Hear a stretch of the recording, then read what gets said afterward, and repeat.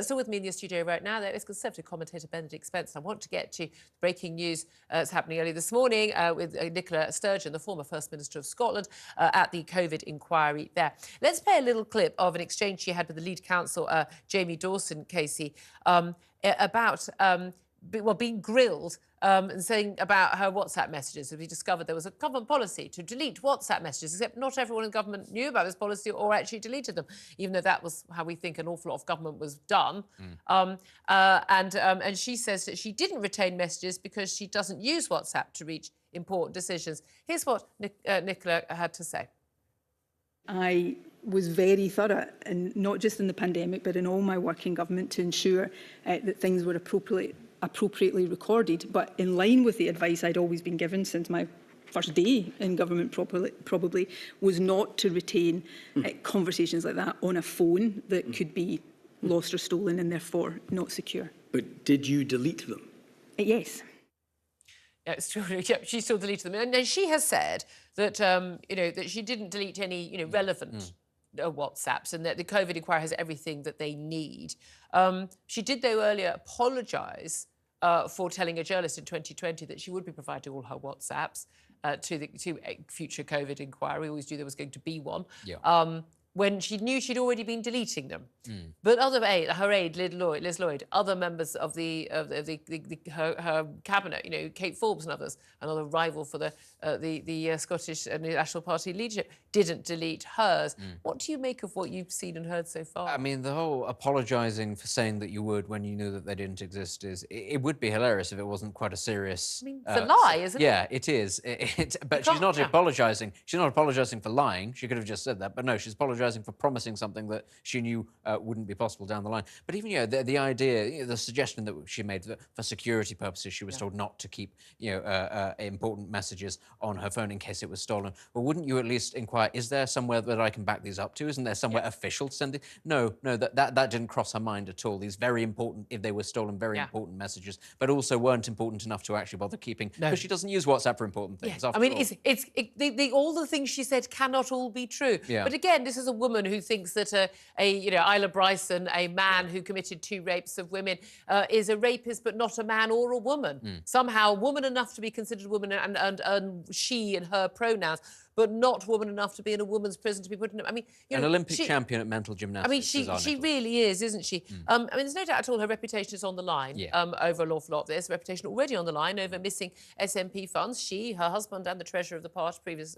treasurer of the party, all having been basically questioned by the police, released, of course, without charge. I need to stress that inquiry ongoing, 600 grand just completely missing from SNP funds that people sent, donated to the party for campaigning. She left office as, sort of heroine for an awful lot of people, and not just in Scotland, and not just for people who are Scottish nationalists and want Scottish independence, but fantastic performer. She was given, applause, for how she handled COVID, even though the stats in Scotland in terms of care home deaths of elderly people taken out of hospital, put into care homes, and the general death rate and the lack of freedoms in Scotland far worse than in the rest of the UK. Yeah. It is extraordinary that how she sort of flew just sort of in the sky for so long, and now virtually everything she touches, turns to dust. But again, it's not, we can go wider than simply COVID, be it the ferry scandals, be it drug deaths, be it the rate of child poverty or child illiteracy in Scotland. There are certain Scottish journalists, many of them based in London, who have been covering this for a very long time. But more broadly, the political press in this country has not been interested at all. It's been more than happy to say that Nicola Sturgeon is leading the way on things like COVID,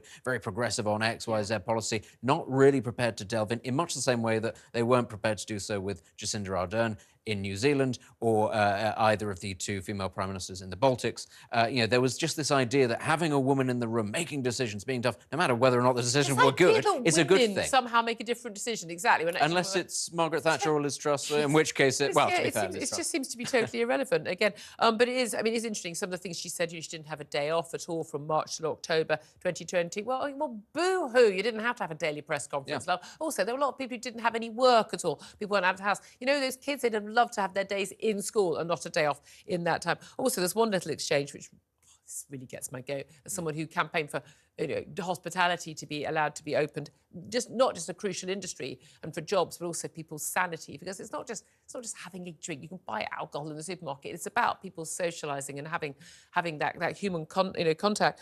But the discussion about social distancing rules and hospitality and the opening hours, whether you can sell alcohol in the evening, and one of the messages she goes talking about a 6 p.m. Cut-off point because you can't have alcohol because people don't socially distance after they've had alcohol in the evening. It's all so random. You're like, yeah, it was all so random. You making up rules that are affecting people's lives and livelihoods. And it was just done slapdash. I mean, to be honest, the whole thing about I hate these people. I hate these people. The whole thing about her complaining, oh, I didn't take a day off. I'm sorry, nobody made you become First Minister. It's a bit like the Pope complaining that he has to take Mass every now and then. Yeah, ultimately, you made the decision. You could have stepped down at any stage if you thought that this was too much for you. And you made these decisions that made people's lives demonstrably worse. I'm sorry, you can't complain about it. Yeah, absolutely. I just really hate they don't even think they got it wrong. No. To this day, to the day they die, they're going to go, no, it's all fine. Our economy, the entire country's economy is absolutely in the basket. Kids have mental health. Our NHS even made even worse. Schooling. I mean, every single aspect of our society, freedom, our general attitudes towards freedom, the damage to our country, and none of the people in Scotland, in Wales, in Westminster ever seem to admit that what they did was wrong and apologise for it. And until they do, the British public aren't going to wake up and realise this is not what we should do next time. Otherwise, it's going to happen to us again. Here at the end of the lecture.